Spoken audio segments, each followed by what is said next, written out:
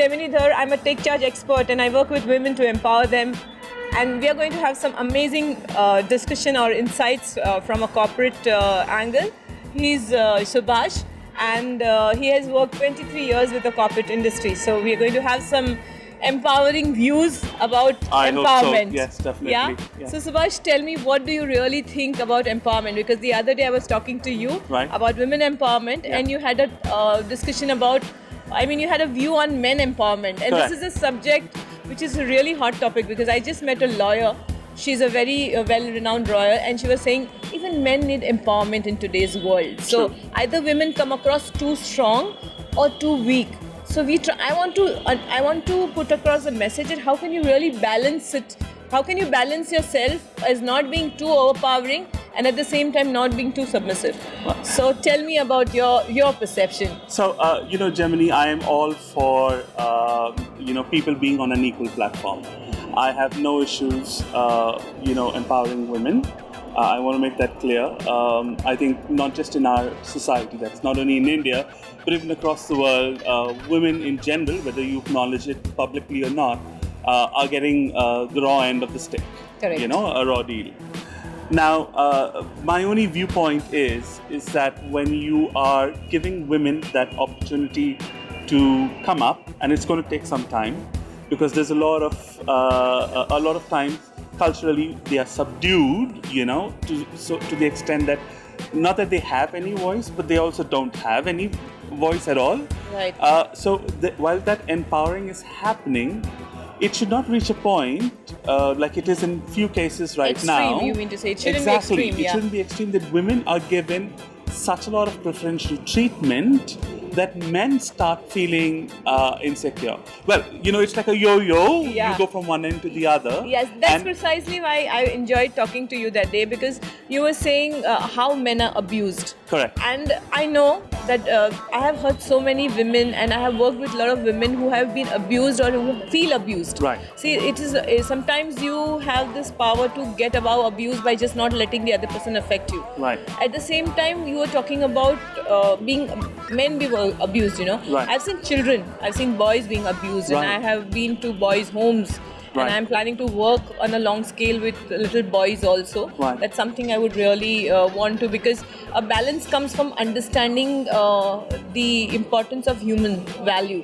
Very true. Rather than not being a gender-biased empowerment, it's empowerment in many forms. So when you gave me an insight into about the boys' home, I would like you to talk about it. Sure. So, before I get into that, I've done some work and I've met some men who were undergoing divorce.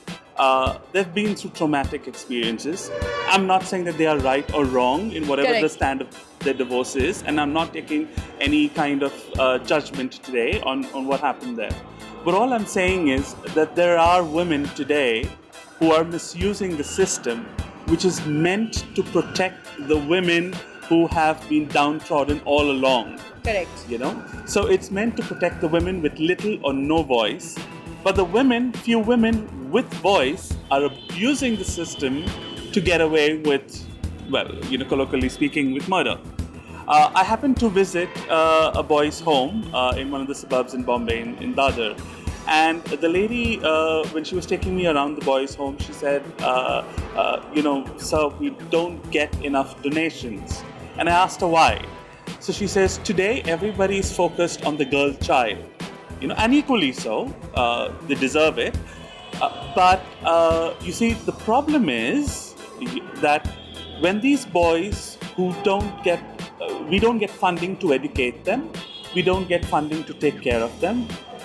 If they are not here in the orphanage, and if we can't take care of them and educate them properly, they don't have the actual insights into life in terms of social skills, in terms of access to education and professional knowledge, and being able to place themselves in society at a respectable level.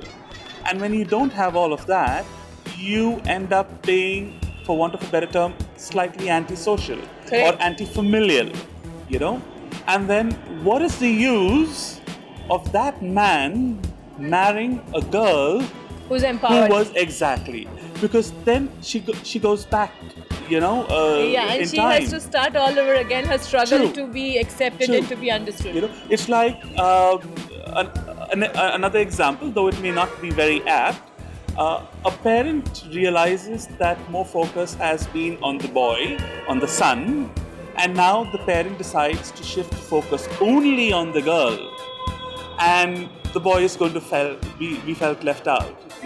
This is a very interesting and very apt point. I think that people should really understand, Right. whether you are a boy or a girl, you're a man or a woman.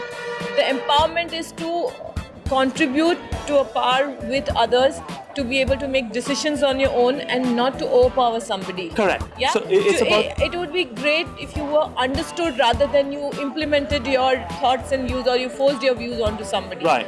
So Right. I feel there are a lot of aspects to empowerment, Correct. which come across when you interact with different personalities, when you hear different life stories, and when you come across examples of, there are some men who I see the campaign, he for she. And that is superb. And I think there should be a campaign, she for he also. Right. Because equally, each human needs a support. Whether you are a guy or a girl, it doesn't make you stronger or weaker. Right. In my book, I talk about interdependence, of how men and women together can create magical results or outcomes. So it is not about empowering yourself so that you can disempower anybody or overpower anybody. Right. It is finding the right balance. Don't you agree? True. Definitely. Thank you. It was great talking It's to a you. pleasure, Germany. Thank you.